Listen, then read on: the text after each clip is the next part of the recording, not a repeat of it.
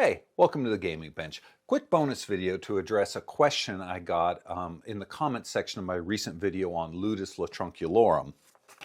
So Cena Alone asked, is there any version of this game that is played on an 11 by 8 board? So personally, I haven't seen any examples of an 11 by 8 board, but that said, the Romans apparently played this game on boards of all different shapes and sizes. So 8 by 8 is the most common version we see, but we also have 8 by 12 and a bunch of different variations. It really seems that the Romans carried a number of game pieces with them, and then they just adjusted the number of pieces they played with depending on whatever size board happened to be in front of them. So I think an 8 by 11 board is definitely plausible. So they continue to ask, is there a game where all the pieces move horizontally or vertically only, but pieces when moving have to go until they reach the edge of the map or adjacent to another piece? So I believe what they're asking here is, are there any versions of the game where once you start moving in a straight line, you're not allowed to stop until you hit the edge of the board or another piece? Again, in my research, I haven't seen any indication of a rule like this, and any of the academic papers I've read haven't seemed to imply that that might be a rule.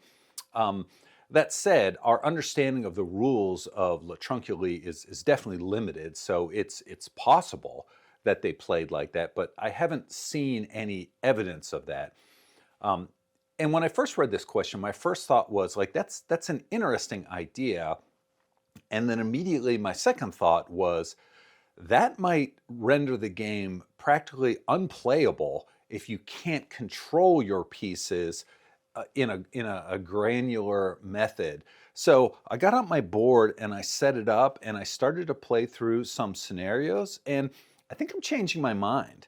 So if you played the game in this method, it would mean that other than the Duke's pieces, the only move that any of the pieces could have in the first turn is to move the whole way across the board, stopping when they hit their opponent. Both sides would do this. Now, the Dukes could do the same thing, but they could also move horizontally. So if this Duke, for instance, moved into this position, in a regular game, you could move one space and capture this piece through the custodial capture, but if you were limited to moving until you hit something, it would be harder to do that. I guess what you could do, and this is what started me changing my mind, because in a situation like this, white could move here, black could move here, and then on black's next move, it could move up and make the custodial capture. And white, in this situation, really can't stop it. This is what makes it a little more interesting, because white could move here looking to move over and stop it, but it would be too late. Black would make the capture. So as I played with the pieces, it started to feel like maybe this kind of rule would be doable. I think my gut tells me that it would be a little tedious, because every move would be like up, over, and around to get it where you want it to be. So over, way over here, and then up. I think it would be a playable game, but man, it would be hard to get the pieces like here.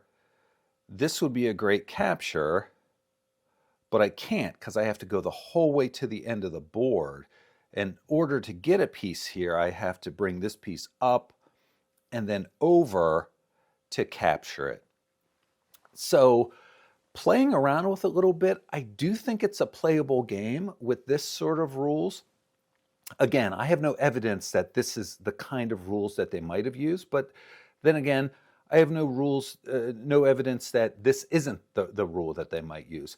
I think it would be a longer game, and like I said, a little frustrating and tedious to secure your pieces where you needed to be. but also probably a much more strategic game because you'd have to be thinking always 3 moves ahead as you maneuver to the ultimate place where you want to be. So, seeing it alone, thanks for the question. It really got me to start thinking deeper about the game and alternative ways that the pieces might move. I think it would make for an interesting game. And as a final thought, give it a try. Like, if it's a fun rule for you and those you play against, go for it. I think the ancients probably did the same thing, tried a bunch of different rules, and then the ones that they find the most enjoyable, they stuck with. See you next time.